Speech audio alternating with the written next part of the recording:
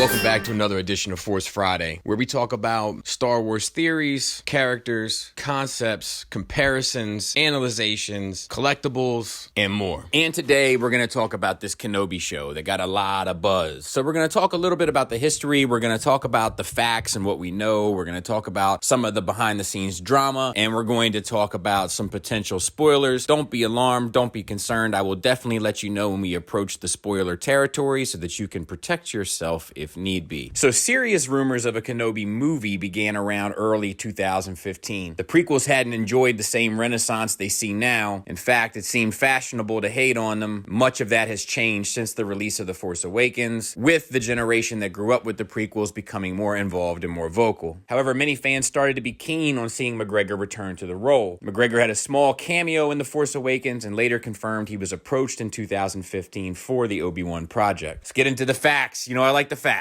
Before selling the company, George Lucas had began developing spin-off movies. Notably, he hired Lawrence Kasdan in 2012 to write a Han Solo film. Solo was somewhat delayed due to Lawrence Kasdan co-writing The Force Awakens. This led to Rogue One becoming the first spin-off movie, released in 2016. Soon after the release of The Force Awakens, McGregor began getting asked about the possibility of returning to the character. Which, side note, that's got to be obnoxious. You know, and I feel like Ben Affleck went through the same thing with Batman. Like when you go around and you're trying to do press, tours for whatever project you're working on, and all they want to talk about is Obi Wan Kenobi and Batman. It's got to suck. No wonder if these guys get frustrated with this fanboy stuff. By this point, an untitled Obi Wan film was being developed to follow Solo, with his involvement. Over the next 3 years, McGregor repeatedly dodged or reiterated the question of an Obi Wan film. In 2017, serious news about the Obi Wan film began to trickle out. In August of that year, The Hollywood Reporter ran an article saying an Obi Wan film starring McGregor was in active development, with British film and theater director Stephen Daldry in talks to write and direct. An Oscar-nominated director, Daldry has a large body of work and is most known for his character pieces. That's a good sign to a guy like me. In 2018, TMZ ran a story saying the plot would have Kenobi coming out of hiding to protect Luke Skywalker from a brutal warlord. Despite their questionable reputation, TMZ do get about as much right as they do wrong. And this small synopsis lines up perfectly with the recent plot leak on Reddit. McGregor also attended the premiere of Solo. However, Solo's financial failure meant all future Star Wars spin-off movies were put on hold, including Kenobi. From Solo's release to this year, news was quiet. The project was all but confirmed, but its status was unknown. In the weeks preceding 2019's D23 Expo, almost all the major entertainment trades began reporting that McGregor and Lucasfilm had definitely landed on a Kenobi project to be announced later that weekend. These reports proved true, and Kathleen Kennedy and Ewan McGregor officially confirmed a Kenobi series for Disney+. McGregor said he was glad to have it announced because for 4 years, quote unquote, I've been having to lie to people about it. The series was confirmed to be set 8 years after Revenge of the Sith and to consist of 6 episodes. Kennedy said that in terms of production, they were, quote unquote, really close and have all the scripts written. We are ready to start shooting next year. Soon afterward, news broke that British-Iranian writer Hossein Amini would be writing the series. It later emerged he had been attached for several years. In November of 2019, Amini publicly talked about the series. He said, it's fascinating in the sense that it's a period where there is a lot of change in the galaxy and a lot of hardship. So for Obi-Wan's character, he has a lot to adjust to given the loss of his close friends and the order that he believed in. It felt like a really exciting opportunity to explore a different side of a franchise that I've always wanted to explore, that I've always loved, and I've always loved it because of its spiritual aspects as well as its fun and action elements. It seems to work on way more than one level, which isn't always true for those big franchises. The idea of being able to go into a character's journey, plus the politics and plus all the vastness of the Empire and what's going on is exciting just because it feels like a proper period of history, and sometimes that's hard to do in 2 hours. Sometimes with 2-hour movies, there is always an imperative for the action and the plot to move particularly fast and quickly and to go from action sequence to action sequence, and there are many more aspects of storytelling that I find interesting. Preach! That's exactly the type of attitude I like to see. He also confirmed Daldry's prior involvement and its status as once being a feature, saying, I was initially contacted by the original director for the film version, Stephen Daldry, and chatted with him and loved him as a director, and then with Lucasfilm, it was more of a conversation than a pitch. I'm incredibly gracious about it. They didn't make it feel like an audition. He lastly talked about incorporating larger Star Wars lore, saying, I've been researching madly for a really long time, and also because I love the research. With other projects too. Like I said, I studied history, so in a way, the great thing about Star Wars is that obviously it started with George Lucas, but the fans and writers and comic book artists have all contributed massively to this world that is vast. So I think as a fan, I have a certain responsibility to that group, and I think it's really important to be respectful. Yes, I've always loved putting something of myself in as a writer, but when it's something like this, I think you have to know it like you would a piece of history. You would be studying with all the characters and what has come before, and in this case, what comes after as well. This is important because it lends credence to the rumored plot, which draws from Legends material. Prior to the release of The Mandalorian in November, it was confirmed that Deborah Chow would direct the entirety of the Kenobi series. Her two Mandalorian episodes, Episode 3 and Episode 7, were by far the most praised out of the series. So now let's talk about this drama. In early January, rumors began circulating that the series was in trouble and may even be canceled. They were debunked by some industry trades, but said to be true by others. The situation lasted about a week. Grace Randolph put out several tweets saying the series was in trouble owing to its scripts, which she said were incomplete, and that she heard the series was in danger of being canceled. On January 23rd, when Collider ran an exclusive detailing the series status as being on hold, the article said, two independent sources with knowledge of the situation tell Collider that the Obi Wan series has been put on hold, as the crew that had assembled at Pinewood Studios in London was sent home. A time frame was not given, but the crew was told that the show would be down indefinitely. They effectively confirmed Randolph's claims, and although Collider and others say the series is moving ahead, Randolph maintains a cancellation is possible. In the film industry, an indefinite release from crew contracts means there is no definitive time frame for production. Collider said that the reason for this was Kennedy was unhappy with the scripts, and the goal was for filming to begin this summer. Soon afterwards, multiple industry trades reported the same story. Amini is no longer attached to the project. The Hollywood Reporter, long held as reputable, said that the story was deemed to be too similar to that of The Mandalorian. In the month or so preceding this, Mandalorian had become a monster hit for Disney. They also reported that only 2 of the 6 scripts were fully written, and that the series was being reduced from 6 episodes to 4. Additionally, they said the entire story was being disregarded, with a new writer wanting to pen an original story from scratch. At the premiere for Birds of Prey, McGregor downplayed the severity of the rumors, saying, "It's just slid to next year. That's all. The scripts were really good." Now that Episode 9 came out and everyone at Lucasfilm has got more time to spend on writing, they felt they wanted more time to write the episodes. Following this, the timeline of production was reported to have been pushed back even further from this summer to early next year, but again, no definitive date is in place. Since then, McGregor has continued to confirm his involvement, saying that the series' unconfirmed release date hasn't changed. I can tell you, the fact that he's still talking about it is a good sign. We've seen in the past when actors start distancing themselves from it vocally, that's when it becomes an issue. You look once again at Ben Affleck and the way he's handled the Batman scenario. The moment that he stopped talking about it, it was shortly thereafter that it announced that he wasn't attached to it any longer.